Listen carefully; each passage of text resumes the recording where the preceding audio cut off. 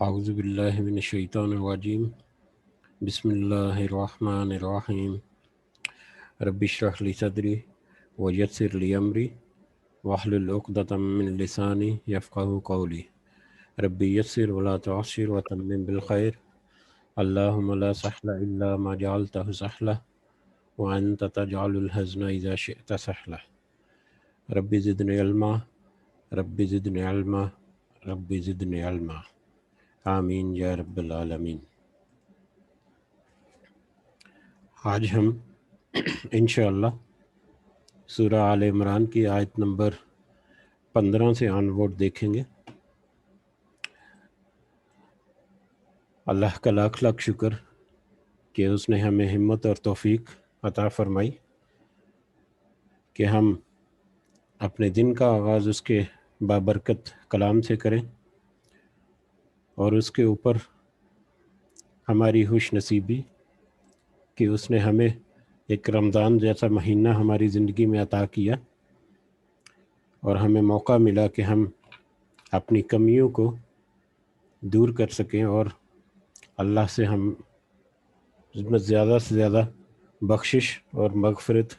اور زیادہ سے زیادہ اجر نیکیاں جو ہیں اور وزن والی نیکیاں جو ہیں ان کو حاصل کر سکیں، کما سکیں۔ تو آیت نمبر 15 میں شروع کرنے سے پہلے کل جو ہم نے 4-5 آیات دیکھی تھیں، ان میں آیت نمبر 10 میں اللہ تعالیٰ نے کہا کہ وہ لوگ جنہوں نے انکار کیا اللہ کے احکامات کا، جو انکار کرتے ہیں، ان کو نہ ہی ان کا مال اور نہ ہی ان کی اولاد کوئی بھی چیز اللہ کے عذاب سے نہیں بچا سکے گی، اور وہی جو ہیں آگ کے ساتھی ہوں گے۔ وہ کس طرح سے پھر آل فرعون اور اس سے پہلے والی قومیں جو ہیں ان کو اللہ تعالیٰ نے ان کے گناہوں کے وجہ سے پکڑ لیا، اور اللہ تعالیٰ ہی سخت عذاب دینے والا ہے۔ اور نبی کریم صلی اللہ علیہ وسلم سے کہا گیا آیت نمبر 12 کہ کہہ دیجئے ان لوگوں سے جنہوں نے کفر کیا کہ عنقریب تم پر غلبہ پا لیا جائے گا، تم مغلوب ہو جاؤ گے، اور تم سب جہنم کی طرف گھیر کر ڈھکیل دیے جاؤ گے، جہنم کی طرف اکٹھے کر دیے جاؤ گے، اور جہنم جو ہے وہ یقیناً ایک بہت برا ٹھکانہ ہے۔ اور پھر غزوہ بدر کا ایک نقشہ تھوڑا سا کل اس کے ایک آیت میں ہم نے دیکھا کہ کس طرح سے دو گروہ جو ہیں، ایک گروہ اللہ کے راستے میں لڑنے والا یعنی مسلمانوں کا، اور دوسرا گروہ کافروں کا، وہ میدان جنگ میں اترے تو اللہ تعالیٰ نے جو مسلمان ہیں جو اللہ کے راستے میں جنگ کے لیے اترے، وہ اپنے سے 3 گنا بڑے دشمن کے ساتھ مقابلہ کر پہ ان پہ غالب آ گئے، اور اس کی وجہ یہ تھی کہ اللہ تعالیٰ نے اپنی خاص مدد اور فرمائی مسلمانوں کے لیے، اور جو کافر تھے ان کو مسلمان تو دگنی تعداد میں نظر آ رہے تھے، یعنی کہ ان کو ایک مسلمان جب وہ لڑتے تھے اس سے تو ان کو تو 2 ہی نظر آتے تھے۔ تو اللہ تعالیٰ تو جس طرح سے چاہتا ہے مدد کرتا ہے، اور اس میں عبرت ہے ان لوگوں کے لیے جو بصیرت رکھتے ہیں، جو آنکھوں والے ہیں، جو بصیرت رکھتے ہیں، ان کے لیے عبرت ہے۔ اور پھر آخری آیت جو کل ہم نے پڑھی تھی، آیت نمبر 14 بہت ہی اہم آیت تھی، جس میں اللہ تعالیٰ نے کہا کہ اس دنیا میں محبت کی خواہشات کی محبت جو ہے، خواہشات جو ہیں انسان کی، وہ خواہشات جن سے وہ محبت کرتا ہے، اس کو اس دنیا میں مزین کر دیا گیا، اس دنیا میں بڑا خوبصورت کر کے، اٹریکٹیو کر کے پیش کیا۔ اور اس میں کیا کیا ہے، اس دنیا کی جو رونائیاں یا اس دنیا کے اٹریکشنز یا اس دنیا میں جو خواہشات کی محبتیں ہیں وہ کون کون سی ہیں، ان میں سے کچھ کا ذکر ہوا، اور ان میں سب سے پہلے مردوں کے لیے عورتوں میں رغبت فحاشی وغیرہ میں، اور اس کے علاوہ اگر وہ عورت سے محبت میں پڑ گئے تو اس میں اپنی حدوں سے نکل گئے اور اللہ تعالیٰ کے جو احکامات ہیں ان سے روگردانی ہو گئی۔ بہرحال اس میں عورتوں کی محبت یا عورتیں، اور اس کے علاوہ اولاد، خاص کر بیٹے، اس کے علاوہ جو سونے اور چاندی سے جمع کردہ خزانے جو ہیں سونے اور چاندی سے، یا مال و دولت یا سٹاکس اور بینک بیلنسز اور یہ وہ سارا کچھ، اور اس میں پھر الخیل المسومہ، نشان زدہ گھوڑے، بہت ہی قیمتی گھوڑے تھے جو اس وقت یا آج بھی بہت قیمتی گھوڑے، اس کے علاوہ مطلب لگژری گاڑیاں اور کاریں اور پتہ نہیں کیا کچھ اس میں آ جاتا ہے بہت۔ اس کے علاوہ پھر چوپائے، مال مویشی اور کھیتی، کاروبار، جائیداد، وسیع محلات وغیرہ، یہ سب کچھ۔ تو اللہ تعالیٰ کہتے ہیں یہ جو دنیا میں محبت کے یہ جو ذریعے ہیں، یہ تو صرف دنیا کی زندگی گزارنے کے لیے ہیں، یہ تو صرف دنیا کی زندگی جو ہے اسی میں کام آنے والے ہیں، اور اللہ کے پاس تو اس سے بھی بہترین ٹھکانہ ہے۔ اللہ کے پاس جو ٹھکانہ ہے وہ دنیا کی زندگی سے بہترین ہے۔ تو آج ہم آیت نمبر 15 انشاءاللہ دیکھتے ہیں، شروع کرتے ہیں۔ اعوذ باللہ من الشیطان الرجیم۔ قل، کہہ دیجئے، نبی کریم صلی اللہ علیہ وسلم سے کہا جا رہا ہے کہ آپ ان لوگوں سے کہہ دیجئے، آپ کہہ دیجئے، اُنبئکم، کیا میں تمہیں خبر دوں، بخیر، بہتر چیز کی، من ذالکم، اس سامان سے، اس سے بھی، یہ جو اوپر دنیا کی زندگی کا سامان جو ہے جس کا ذکر کیا پچھلی آیت میں، کہ جس میں عورت اور اولاد، خاص کر بیٹے اور جمع شدہ مال مویشی اور جائیدادیں اور گاڑیاں اور یہ سارا کچھ جو ہے، کہ آپ صلی اللہ علیہ وسلم کو کہہ رہے ہیں کہ آپ ان سے کہہ دیجئے، لوگوں سے کہہ دیجئے کہ ذرا میں بھی تمہیں خبر دوں کہ ان میں سے بہتر چیز کیا ہے، ان میں جو بہتر چیز کیا ہے، للذین، ان لوگوں کے لیے، للذین، ان لوگوں کے لیے، یا وہ لوگ جو، ان لوگوں کے لیے جو اتقوا، تقوی اختیار کریں، وہ لوگ جو اللہ سے تقوی اختیار کریں، اللہ کا تقوی اختیار کریں، عند ربہم، ان کے رب کے پاس، جنات، جنتیں ہیں، باغات ہیں، جو اللہ کا تقوی اختیار کریں، یعنی اللہ سے ڈریں، اس کے حکم کی فرما برداری، اور جہاں تک ممکن ہو اپنی اچھی نیت کے ساتھ جو نیک اعمال کر سکتے ہیں دنیا میں بھی، مطلب اپنے لیے بھی اور دوسروں کے لیے بھی، حقوق اللہ بھی اور حقوق العباد بھی، جو تقوی اختیار کرتے ہیں ان کے پاس تو اللہ تعالیٰ نے جنتیں ہیں یا باغات ہیں، تجری، بہتی ہیں، تجری، بہتی ہیں، من تحتها الانہار، ان کے نیچے نہریں، وہ باغات جو ہیں ان کے نیچے نہریں بہتی ہیں، خالدین فیہا، وہ اس میں ہمیشہ رہیں گے۔ اب دیکھیں یہ بھی آیت متشابہ ہے، جس کا کل پرسوں کے لیکچر میں جو ذکر ہوا کہ کچھ چیزیں ایسی ہیں جو بہت واضح ہیں، اور کچھ چیزیں ایسی ہیں جن کو نشانی کے طور پر یا جن کو مثالوں سے سمجھایا گیا ہے، لیکن ان کی اصل حقیقت، وہ اصل کیا رنگ ڈنگ ہوگا، اس کی اصل ماہیت کیا ہوگی، وہ صرف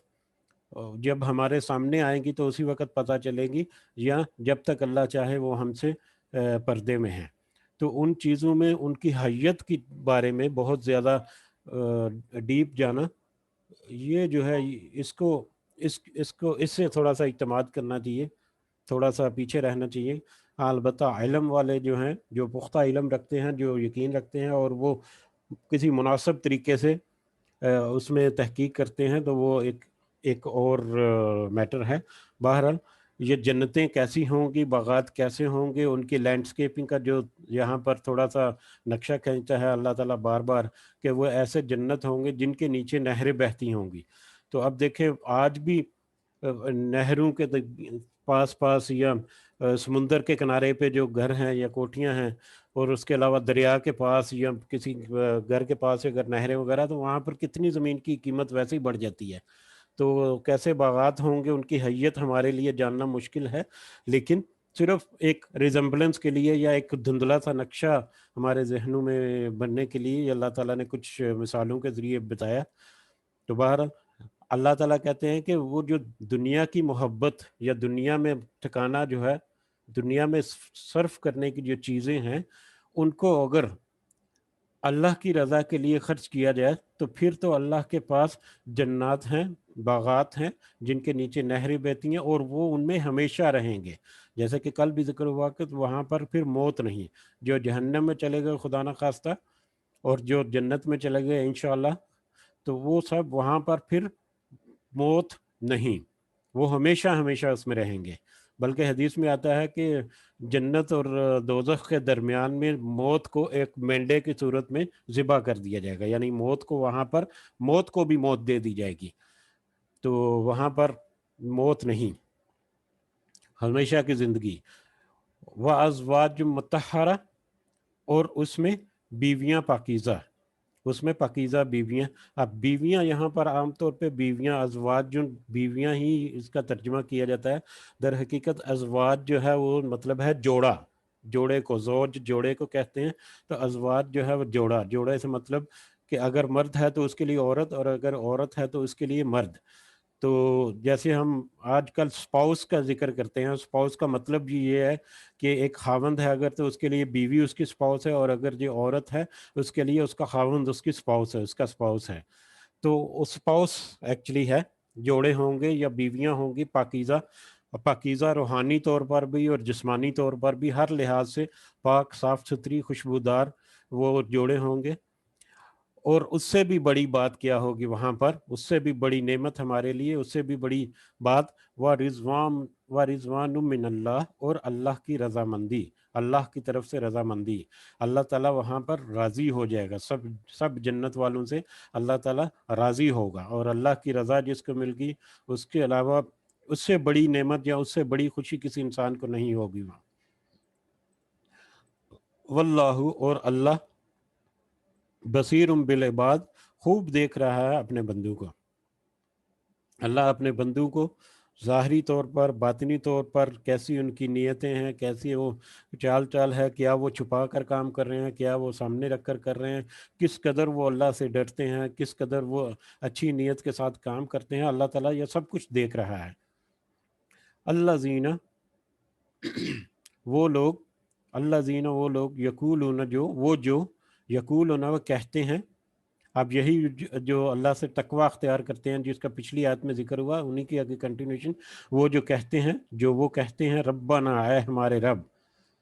تقوی اختیار کرنے والے کہتے ہیں اے ہمارے رب، اننا آمنا، بلا شبہ ہم ایمان لائے، بلا شبہ ہم ایمان لائے. فاغفر لنا، سو تو بخش دے ہمیں، ذنوبنا، ہمارے گناہوں کو. تو ہمارے گناہوں کو بخش دے. وہ ہر وقت یہ دعا کرتے رہتے ہیں کہ تو ہمارے گناہوں کو بخش دے. واقنا عذاب النار، اور ہمیں آگ کے عذاب سے بچا. اب یہاں پر یہ جو آتا ہے، اور اکثر بلکہ آتا ہے اور آگے بھی بہت آئے گا، کہ اس طرح کی دعائیں کرتے ہیں تقوی اختیار کرنے والے، فاغفر لنا ذنوبنا وقنا عذاب النار، کہ اے اللہ ہمارے گناہوں کو بخش دے. تو اب یہ ہمارے گناہوں کو بخش دے، یہ کوئی ورد ہی نہیں جو کرتے رہتے ہیں، صرف منہ سے کلمات یا الفاظ ہی نہیں نکلتے رہتے ہر وقت کہ بس تو ہمیں بخش دے، یا اللہ ہمیں بخش دے، یا اللہ ہمیں بخش دے، یا اللہ ہمیں بخش دے. یہ صرف ورد ہی نہیں، بلکہ صحیح جو تقوی اختیار کرنے والے ہیں اور صحیح معنوں میں جو دعا کرتے ہیں کہ اللہ سے بخشش کی اور مغفرت کی اور جنت کی اور دوزخ کے عذاب سے پناہ جو مانگتے ہیں، تو یہ جو ہے یہ ایکچولی پریکٹیکلی ان کی لائف ایسی ہوتی ہے کہ ان کے ہر عمل سے ہی ان کی بخشش جو ہے وہ طلب ہوتی ہے. یہ تو نہیں ہو سکتا کہ وہ صرف مطلب تسبیح پکڑی ہوئی ہے اور وہ بیٹھ کے بس فاغفر لنا فاغفر لنا فاغفر لنا کی تسبیح پڑھتے جا رہے ہیں اور اللہ تعالیٰ ان کو بخش دے گا. نہیں، بلکہ وہ ہر پریکٹیکل عمل کرتے ہیں جو ان کی دعا کو سپورٹ کرتا ہے. اور پھر کوئی وجہ ہی نہیں کہ اللہ تعالیٰ ان کی دعاؤں کو قبول نہ کرے اور ان کو بخش نہ دے. اور ہم نے توبہ کا باب جو ہے وہ بھی پڑھا ہے کہ اگر خدا نہ خواستہ کوئی اچھے اعمال نہیں بھی کرتا تو وہ بھی توبہ کرے اور اچھے اعمال کی طرف آ جائے، تو اللہ تعالیٰ تو اپنے ہاتھ ہر وقت دن اور رات کو اپنے ہاتھ پھیلائے ہوئے کہ توبہ کرو، میں توبہ قبول کرتا ہوں، اپنے آپ کو راہ راست پر لے آؤ. تو تقوی اختیار کرنے والے جو ہیں وہ جو ڈرتے رہتے ہیں اللہ سے ہر معاملے میں، وہ یہ بھی کہتے ہیں کہ یہ اللہ تو ہمیں بخش دے اور تو ہمیں ہمارے گناہوں کو بخش دے اور ہمیں آگ کے عذاب سے بچا. یعنی جتنا زیادہ تقوی اختیار کرتے ہیں، جو جتنا زیادہ پرہیزگار اور جتنا زیادہ تقوی والے لوگ ہیں، وہ اتنا ہی زیادہ اللہ تعالیٰ سے استغفار بھی کرتے ہیں، اور اتنا ہی زیادہ وہ خشوع و خضوع اور اتنا ہی زیادہ وہ عاجزی بھی اختیار کرتے ہیں.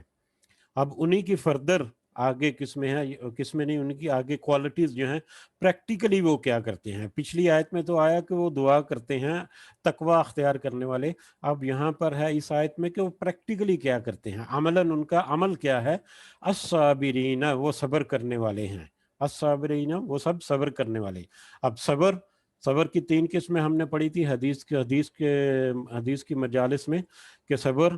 ایک تو اللہ کی اطاعت میں صبر، اللہ تعالیٰ نے جتنے احکامات دیے وہ چاہے فرضی ہیں یا نفلی ہیں، وہ سب کے سب جو ہیں صبر کے ساتھ، بے شک وہ آسان ہے یا مشکل ہے، ان کو کرنا ہی کرنا ہے، ان کو کرنا ہے۔ اور اس کے علاوہ گناہوں سے اپنے آپ کو بچا کر رکھنا، اس میں صبر، گناہوں سے صبر۔ اور پھر اگر کوئی تنگی،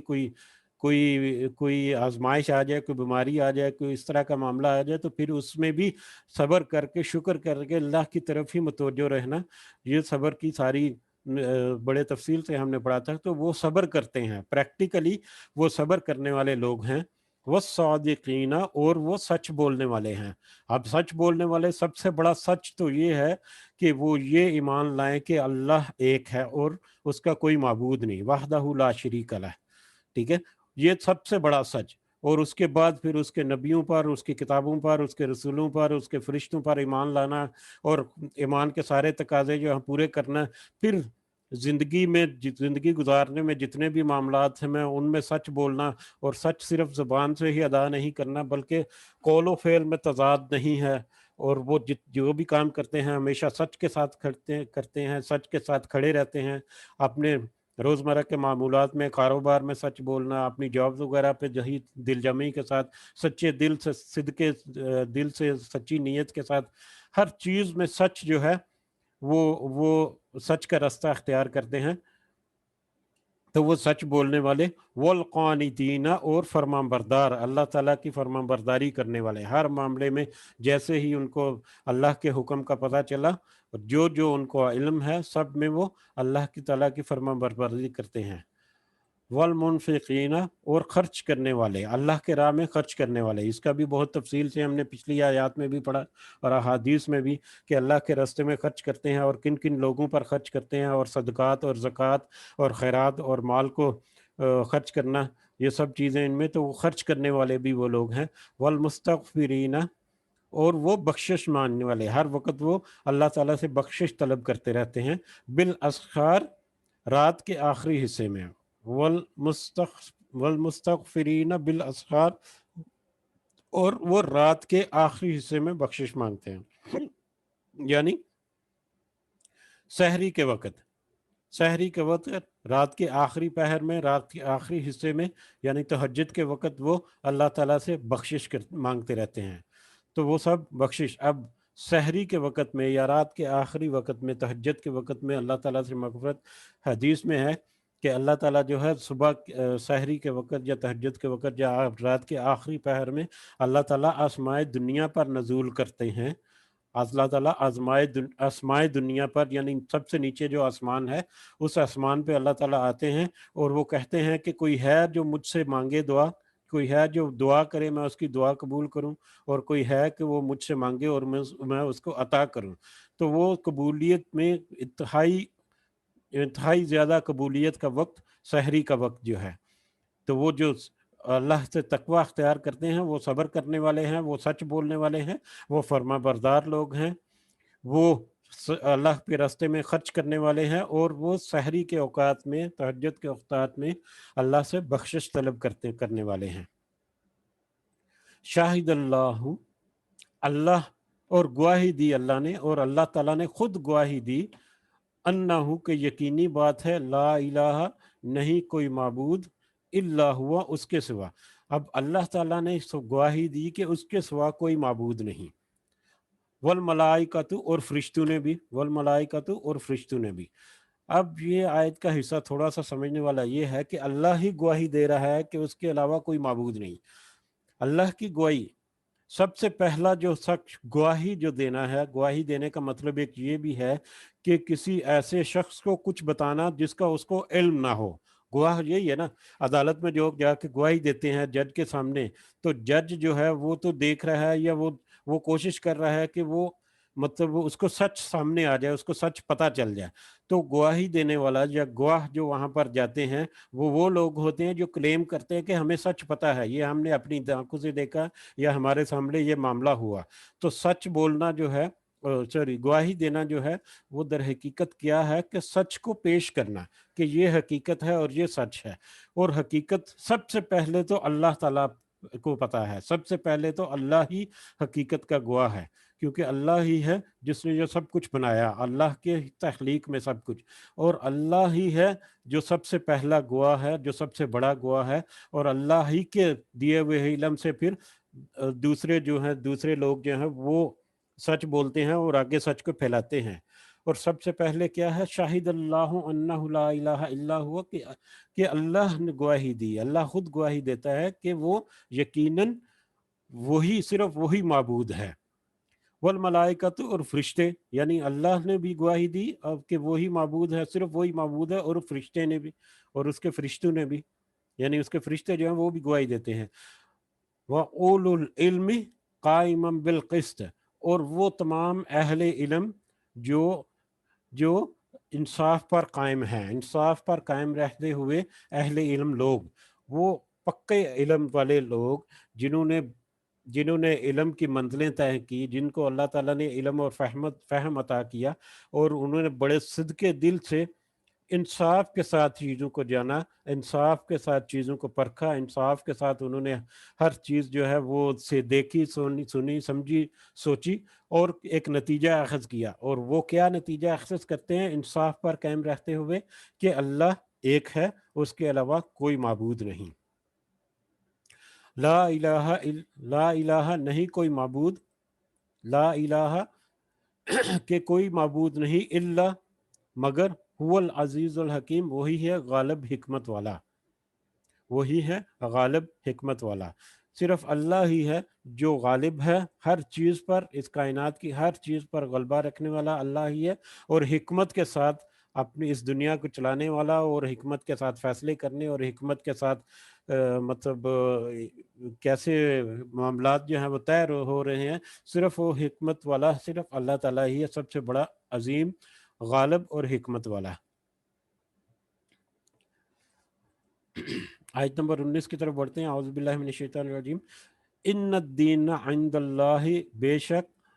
دین تو اللہ کے نزدیک الاسلام، و اسلام ہے،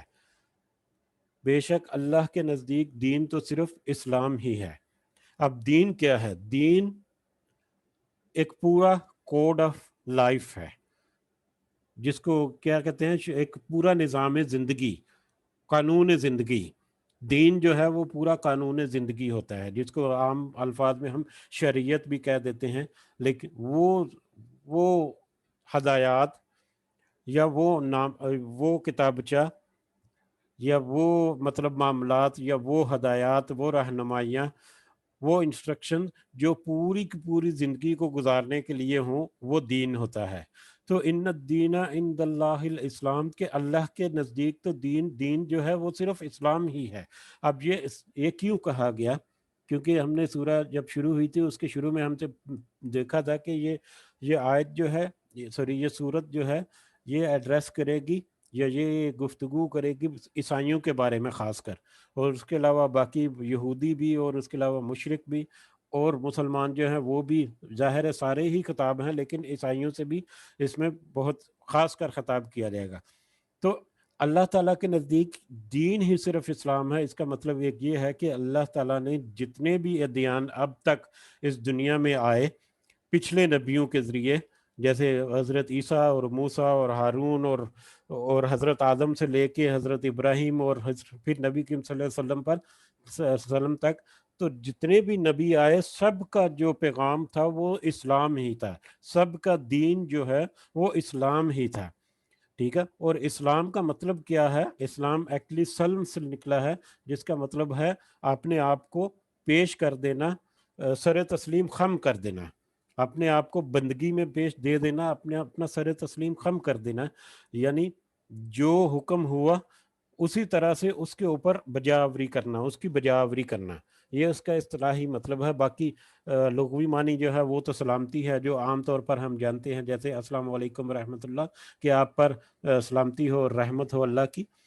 تو اسلام کا جو اصطلاحی معنی ہے وہ ہے اللہ کے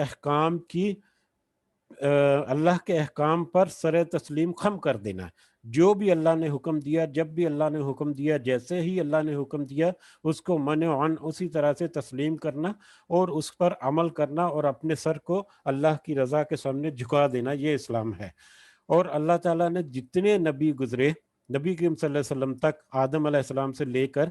سب کا جو دین ہے وہ اسلام ہی تھا۔ ہاں وہ پچھلے دین والے جو ہیں وہ انہوں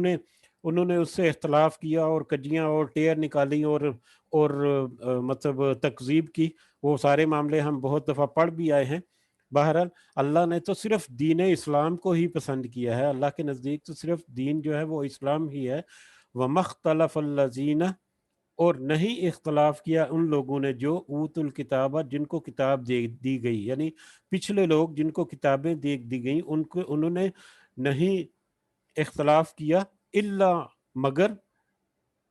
من بعد، اس کے بعد ما جاءہم، کہ آ چکا تھا ان کے پاس العلم، علم، ان کے پاس علم آ چکا تھا، اس کے باوجود انہوں نے اس کے ساتھ اختلاف کیا۔ کیوں اختلاف کیا؟ بغیم بینہم، آپس میں ضد کی وجہ سے، آپس میں بغاوت کی وجہ سے۔ اب پچھلی قومیں جو ہیں یا پچھلے ادیان جو ہیں، انہوں نے ان کے پاس علم آ جانے کے بعد، اب وہ علم کیا آ گیا؟ وحی کے ذریعے نبیوں نے اور رسولوں نے ان کو اللہ کے احکامات جو ہیں بہت حق کے ساتھ کھلے انداز میں بیان کر دیے، اور کتابوں کی صورت میں ان کے ہاتھوں میں آ گئے۔ اس کے باوجود انہوں نے اس میں اختلاف کیا، کیونکہ وہ آپس میں ایک دوسرے کی ضد رکھتے تھے۔ اب ان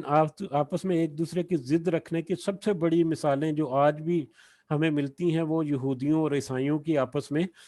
جھگڑا ہے۔ یہودی اور عیسائی بھی آپس میں کبھی بھی دوست نہیں ہو سکتے۔ ہاں البتہ یہاں پر کوئی مشترکہ مفاد آ جائے تو وہاں پر تو دشمن بھی دوست بن جاتے ہیں۔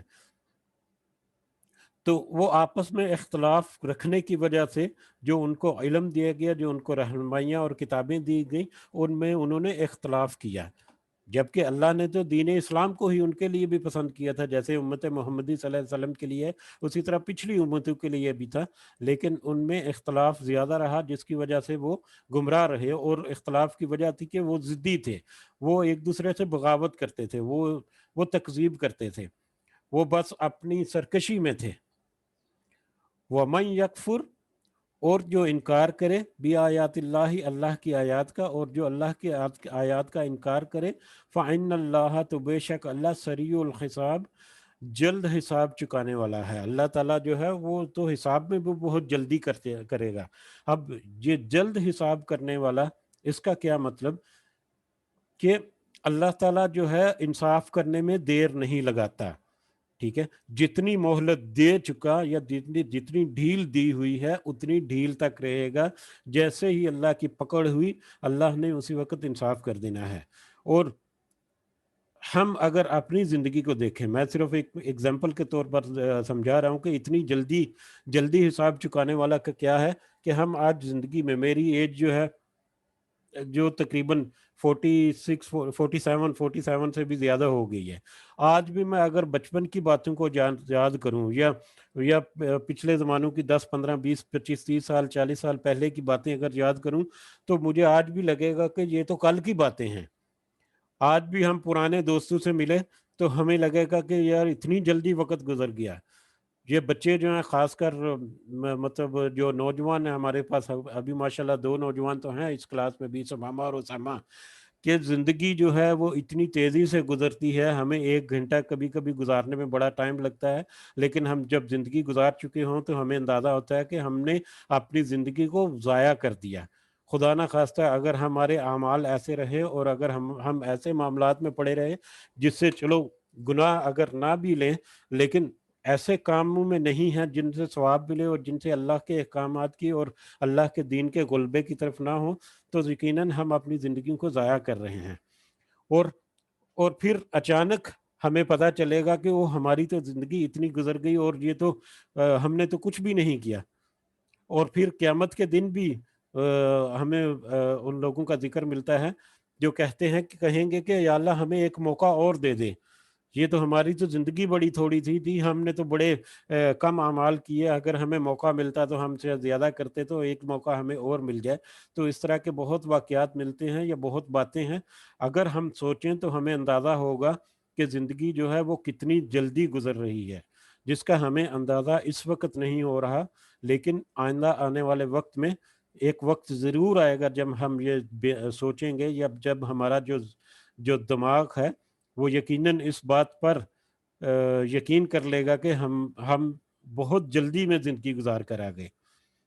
ٹھیک ہے۔ تو اللہ تعالیٰ تو بہت جلد حساب چکانے والا ہے، جیسے ہی حساب کا وقت آیا اسی وقت انسان فیل کرنے لگ جاتا ہے، یا اللہ اتنی جلدی، یا اللہ مجھے اور وقت دے دے، یا اللہ میرے پاس تو وقت نہیں ہے۔ تو بہرحال یہ ایک صرف اس کی ایکسٹینشن تھی جو میں نے بیان کی، کہ وقت جو ہے وہ گزر رہا ہے، اور گزر گیا وقت جو ہے اس کو پکڑا بھی نہیں جا سکتا۔ تو ہمیں کوشش کرنی چاہیے کہ ہم جتنا وقت ہم گزار رہے ہیں اس وقت کو کسی ایسے طریقے سے گزاریں جو ہمیں آئندہ آنے والے کل میں ہمارے لیے وہ پشیمانی یا ندامت یا غم کا باعث نہ بنے۔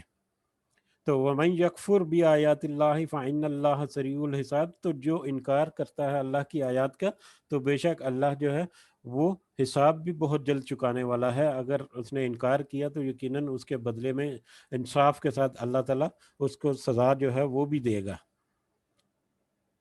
سبحان ربک رب العزت عما یصفون وسلام علی المرسلین والحمد للہ رب العالمین۔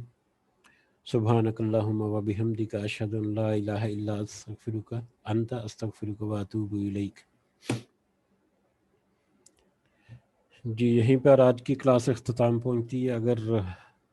کسی کو کچھ ایڈ کرنا ہے۔